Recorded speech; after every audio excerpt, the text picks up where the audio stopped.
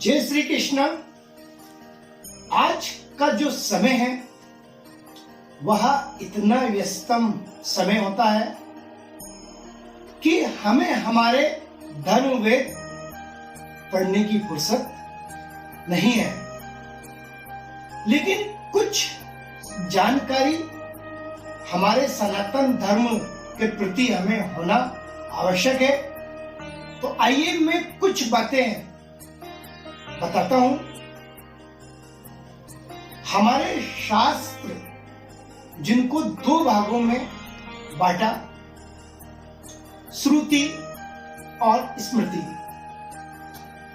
श्रुति means होता है सुनना, व स्मृति का अर्थ होता है याद रखना, स्मरण। श्रुति के अंतर्गत हमारे धर्मवेद आते हैं और स्मृति के अंतर्गत वेदों की व्याख्या, इतिहास की लिखी हुई बातें, जिसे रामायण, गीता, पुराण, स्मृतियां आदि सभी स्मृति के अंतर्गत आते हैं। वेदों का सार उपनिषद और उपनिषदों का सार गीता। चार हमारे वेद, ऋग्वेद, यजुर्वेद, सामवेद व अथर्ववेद। ऋग का अर्थ होता है स्थिति, यजु का अर्थ होता है गतिशील, साम का अर्थ होता है संगीत व थर्व का अर्थ होता है कंपन और अथर्व का अर्थ होता है कंपन।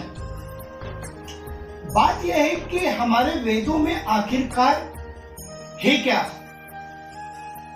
ब्रह्मांड, देवी देवता, आकाश, गणित, रसायन, भूगोल, नियम, सिद्धांत, प्रकृति, सृष्टि, चमत्कार, तत्वज्ञान, मोक्ष आदि सभी हमारे वेदों के अंतर्गत आते हैं। बात अब आती है उपनिषद। उपनिषद क्या है? वेदों का निचोड़ उपनिषद कहलाता है। उपनिषद में आत्मा है या नहीं, ईश्वर है तो कैसा है, ब्रह्मांड है तो कैसा है, तत्व ज्ञान, समाधि, मोक्ष, कुल मिलाकर भारतीय आध्यात्मिक का आधार, भारतीय आध्यात्मिक चिंतन का आधार कहलाता है उपनिषद।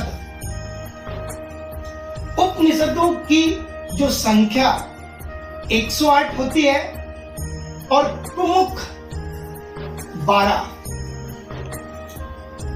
अब हम बात करते हैं गीता। गीता में आखिरकार क्या है? गीता में धर्म, कर्म, नियम, समाधि, मोक्ष आदि की बातें गीता में कही गई है। जीवन का प्रबंधन, सृष्टि, आत्मा, आकाश, नियम, कर्म, धर्म, जीवन की उत्पत्ति, प्रकृति आदि सभी की बातें, और भी हम जोड़ते हैं रणनीति, युद्ध, रणकौशल आदि सभी गीता के अंतर्गत आते हैं। गीता में 18 अध्याय, 10 अध्याय में 700 श्लोक। इन श्लोकों में श्री कृष्ण की वाणी से 574, अर्जुन की वाणी से 85, संजय की वाणी से 40 व एक धृतराष्ट्र की वाणी से भगवान श्री कृष्ण ने युद्ध के मैदान में मोक्ष की प्राप्ति कैसे हो यह ज्ञान अर्जुन को दिया। भगवत गीता श्री कृष्ण की वाणी से बोली गई है। एक और चीज,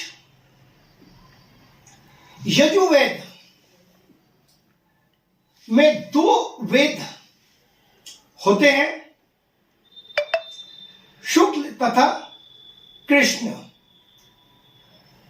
ये सारी जानकारी मैं इसलिए दे रहा हूं कि कम से कम हमें हमारे वेदों की जानकारी हो।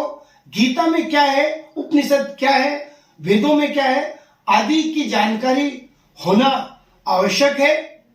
जय श्री कृष्ण।